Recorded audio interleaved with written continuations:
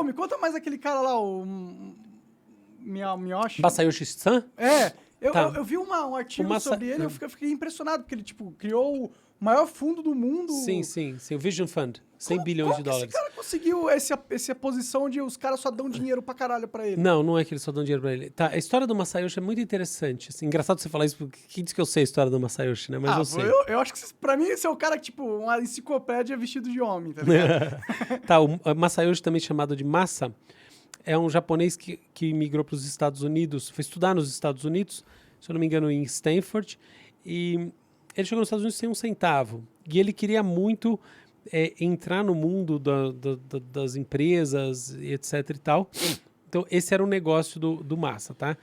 Então, ele aprendeu a lógica de como funciona o sistema produtivo naqueles... Assim, lembrando de novo, por exemplo, essa visão muito do Peter Thiel, tá? Que é um dos fundadores do PayPal, que é um cara que hoje em dia dá muita aula lá em Stanford também.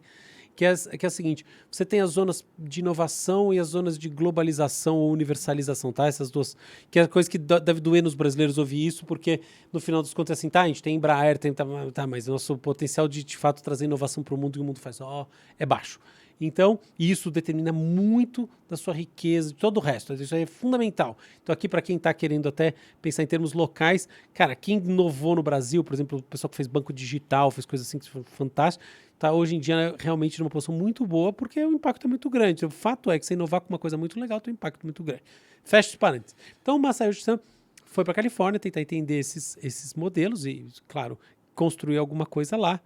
Originalmente não deu certo o plano dele nos Estados Unidos, mas ele voltou para o Japão com uma visão sobre como fazer. E a primeira coisa que o Masayoshi conseguiu fazer dar certo no Japão teve a ver com telecomunicação. Então ele conseguiu montar uma empresa normal, e a partir disso que ele foi fazendo a sua spin-off em sentido a ter fundo de investimento, onde ele principalmente captou nos Estados Unidos. Mas o grande lance, e aí eu já conto a parte como é que isso escala, mas eu acho que antes de pensar como isso escala, eu acho que o X da questão é a lógica dos VCs, dos venture capitals no mundo, que é uma coisa que as pessoas, em geral, não param para pensar. Falar, até aqueles fundos, o pessoal que tem startup pensa, né, então eu vou ali pedir um dinheiro. Mas é o seguinte, a gente tem muitas formas de contar a história da inovação do mundo. Uma canônica, que é a história da inovação no mundo contemporâneo, tá?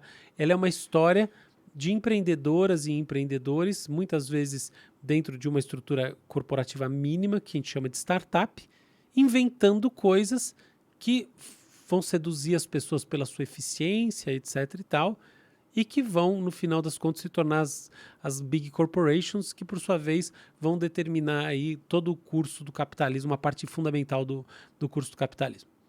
Ok. Uma segunda forma que hoje em dia eu acho muito mais válida do que essa é que a história do Vale do Silício, da inovação, inclusive de todos os outros hubs e de todo esse processo que termina nessas big techs, big corporations e tal, é uma história mais de venture capital do que de empresas. São os fundos que estão desenhando as estratégias que vão dar esses caminhos que realmente vão levar as coisas a caminhar para um lado ou para o outro. Então, por que eu estou falando isso? Porque é o seguinte, a história do Vale do Silício ela começa a ganhar realmente força nos anos 80, tá? Com duas grandes linhas, uma linha militar e uma linha de telecomunicações.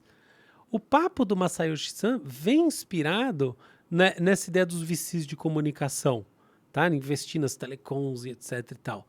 E aí que a coisa começa com essa linha. E qual que é a lógica dos VCs? Originalmente, essa história de você dar muito dinheiro para uma empresa era algo que não rolava tanto, não era uma prática. Você não imagina, hoje em dia a gente tem uma prática que é o winner takes all, que é o seguinte, você quer que a empresa cresça tanto a ponto dela tornar a capacidade a possibilidade de uma outra empresa entrar muito difícil.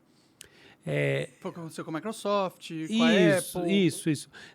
O Google exerce até hoje, que é uma coisa que é engraçada. A pessoa que faz administração aprende na escola que monopólios são proibidos, que não sei o quê, mas é assim, a lógica que rege o big money onde ele existe, eu posso dizer isso com toda a segurança do mundo, é a do monopólio. É sério. É só essa e acabou, entendeu? Então, ou seja, é a busca da criação de monopólios. E o que acontece? O Masayoshi Son, ele entra numa lógica empresarial, dá certo ok, mas nem tanto, ele monta um fundo. E onde ele consegue estabelecer essa visão de monopólio? Na China, porque ele é um dos primeiros investidores do Jack Ma. Ah, sim, o cara do Alibaba. Alibaba Que tem a AliExpress como uma das suas divisões. Então, entendeu? Então, ele entra no Alibaba e uma coisa que tornou ele muito famoso ainda, que tem virado também uma grande dor de cabeça, ele entra no Uber, na Uber. Entendeu? Então, que é o SoftBank, tá? Então, é essa estrutura que entra com esse big money aqui nessas coisas. E ele, naturalmente, ele vai acompanhando o movimento que, assim, os VCs estavam mais focados em telecom, essas coisas todas, mas a partir de determinado momento, sobretudo a partir da entrada mais forte do Andreessen Horowitz e de alguns outros fundos, que é o A16Z e mais alguns, assim, mais orientados ao que a gente vê hoje em dia, a coisa de tecnologia digital realmente se torna, tá, a grande força, assim, basicamente a força motriz indiscutível dos VCs. Tá? Então isso tem muito a próxima inovação vai ser com certeza algo digital, algum bagulho digital, algo assim. A próxima, isso que eu tô te falando de 15 anos atrás, 20 anos atrás, isso aqui já é velho, tá? Naquela época, exatamente, isso aí, total, tá? Então isso é pós-bolha, tá? Pós-bolha da internet. Isso a gente já está falando aqui muito de, por exemplo, Web 2, que é tipo redes sociais, Facebook, entendeu? O Google, o fenômeno Google, são essas coisas. Então já você começa a ter uns cheques aí de bilhões e tudo mais. E aí o Masayoshi Son começa a seguir o caminho dele e investindo nessa área e começa a coisa a dar certo. O que muda é o seguinte: o Masayoshi, ele tem uma visão muito matemática, no meu ponto de vista, muito estatística de Venture Capital. Porque, assim, no Venture Capital, em geral, mais de 90% dos investimentos dão em nada. Olha que interessante. Nada. O fundo perde o dinheiro, porque a empresa não vai para lugar nenhum. São algumas poucas que dão certo. Se você generalizar esse princípio, você fala assim, poxa, eu preciso, então, maximizar meu retorno dentro desse meio aqui. O que é a melhor coisa que você faz? Investe um monte de coisa. Investe muito.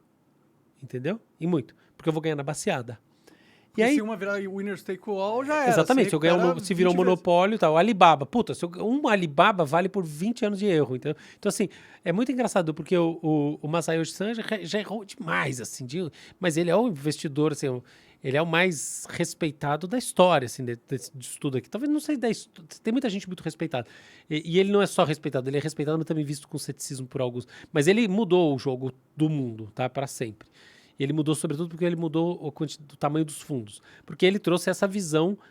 Então, ele criou aí o Vision Fund, que é um fundo de 100 bilhões de dólares. Ninguém nunca tinha pensado em Sequoia, nem ninguém, num fundo de 100 bilhões de dólares. A propósito, o Sequoia é um fundo que, assim, o papel do Sequoia na determinação do que a gente vive é inacreditável. Assim. Se falar o número de empresas que determinam o nosso dia a dia que tem dinheiro do Sequoia por trás é ridículo, tá? Não vou nem entrar nessa. Que é outro fundo, não é desse cara. Não, é outro fundo, um fundo mais com uma mente mais analítica, assim. Então o Masayoshi começou a fazer assim, pulverizar. Só que tem uma segunda discussão, que é, pensa o seguinte, eu posso entrar no primeiro momento, que eu nem sei o que vai acontecer com essa empresa, um pouquinho mais para frente, quando ela já está consolidada. Se eu tô com essa visão do Masayoshi Son, onde que eu vou entrar? Logo no comecinho. Lógico. Entendeu? Uhum. Seed. Então o cara começou a entrar, tipo assim, fazendo uns deals monstruosos em 10 minutos, entendeu? O cara conversa 10 minutos com o cara, dá 50, 100 milhões de dólares. Muitas negociações, conheço várias negociações dessa, do Vale, em que o investidor pedia menos dinheiro. E ele queria, não, vamos fazer logo assim. Então, coisas assim, entendeu? Direto, assim. Então ele mudou a perspectiva. E aí, quando ele trouxe o Venture Fund, esse Vision Fund de 100 bilhões de dólares, imagina 100 bilhões de dólares pra você investir em startup. É tipo, cara... Você comprar 1 bilhão de startup. Não, nunca vi. Mas é muito startup, assim, cara. Sei lá, Mais de 10 mil startups com muita grana. Isso aí. Então o negócio, assim, é um absurdo. O que mudou? Mudou no tamanho da representatividade dos venture capitals. E aí, a partir disso, toda essa parte começou enfim, a criar uma coisa que tem muita gente que vem chamando de uma bolha, mas não é uma bolha. Na verdade, criou-se uma hipervalorização dessas empresas e desses processos de inovação, que na prática levou a uma aceleração, uma transformação dessas tecnologias, porque, assim, em geral é assim, você tem uma área, a área não está tão adequada àquele momento histórico, tá? Então, tipo assim, cara, como é que o mundo está funcionando dessa maneira e nessa área aqui? Um exemplo é a construção civil. Mentalidade é tão atrasada, não sei o quê. Aí entra uma startup que vai revolucionar a construção civil num aspecto, uma outra, uma terceira. E deu alguns poucos anos, construção civil não se faz mais daquele jeito, do tijolo que se adapta à parede, a metodologias e mudou, você faz casas, prédios, tudo de outra maneira, tá? Então, esse é o princípio. Só que o que acontece? Quando você começa a ter uma sucessão muito rápida em função desse tamanho, desse apetite do próprio fundo, você não tem o tempo de demanda para que exista uma sucessão tecnológica. Então, isso é muito engraçado, né? Uma coisa que é um fenômeno também que eu nunca vi ainda discutido aí, enfim, nem na literatura especializada, nem pelo pessoal que fala disso, mas já vi gente salpicar ele, mas não assim como... Estou pensando porque eu acho que uma hora eu vou parar e vou escrever um artigo sobre isso aqui, que é o seguinte, então você tem invenções de segunda camada, por exemplo, dado uma camada, quando a segunda camada não é necessária. Entendi. Eu vou dar um exemplo, tá? De uma coisa que não... Talvez seja assim, talvez não seja. Por exemplo, o metaverso agora. Tá? O Zuckerberg se comprometeu com 100 bilhões de dólares com investimento em metaverso. E eu mesmo já escrevi muito sobre metaverso. Eu acredito muito que o metaverso... Eu não tenho... Assim, acredito muito que vai bombar. Assim, muito... Vai mudar totalmente nossa relação com tecnologias digitais. Questão é, o metaverso... É alguma coisa do agora ou não? Se a gente olhar do ponto de vista dos investimentos, é total. Se a gente olhar do ponto de vista das tecnologias... Não é? Não é. Se a gente olhar do ponto de vista do... se olhar do ponto de vista do público, mais ou menos. Um público especializado, gamer e tal, público de escritório que trabalha num banco francês, americano, Credit Suisse, vai dizer que é. Mas... Se você for ver por aí, as pessoas vão fazer reuniões com VR, vão olhar com realidade aumentada, com óculos na rua e ver, sei lá. Talvez sim, talvez não. Se a gente olhar pro Brasil e falar, cara, nossa vida tem tantos leões pra gente matar aqui, tão prosaicos. Pra gente ficar pensando em ir pro mundo virtual. Entendeu? Então, assim, tem um quê de verdade. A propósito, eu acredito muito que em alguns anos, não tenho dúvida. A questão é, se agora é isso ou é mais, na verdade, uma coisa que vem um pouco de eco de pandemia, dessa coisa de estar em casa, muito, né, reunião no Zoom, muito coisa assim, então, isso aqui... Mas talvez falte uma tecnologia que vem abaixo do metaverso que ainda não foi inventada e que ela é ultra necessária para que o metaverso possa se proliferar. Exato, cara, é isso aí, entendeu? Só que o que acontece? A necessidade de colocar essa camada em cima do ponto de vista de transformação digital, ela não vem, ela é ela é forte, e ela não é só forte porque existe uma demanda de público, uma percepção de oportunidade. Não, ela é forte por causa dos próprios venture capitals, entendeu? Que precisam dar esse...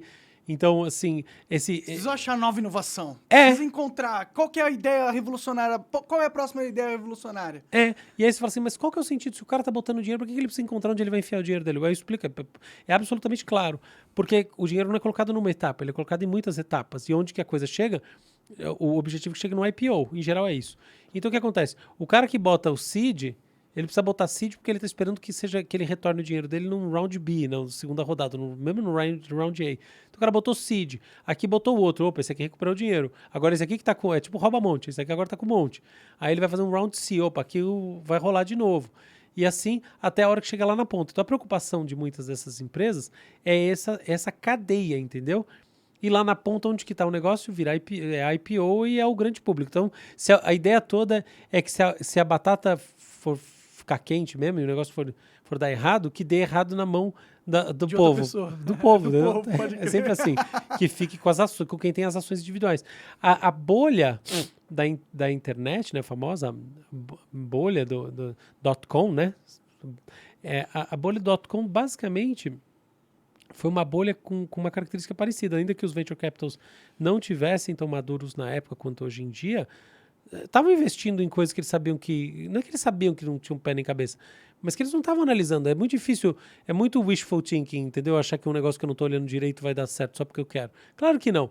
A ideia era conseguir chegar nos IPOs e passar essa bola para frente antes da bolha estourar. É como se fosse um esquema de pirâmide, né? Se você vai entrando e aí você só ganha se mais gente entrar. Sim, não, nesse sentido é total.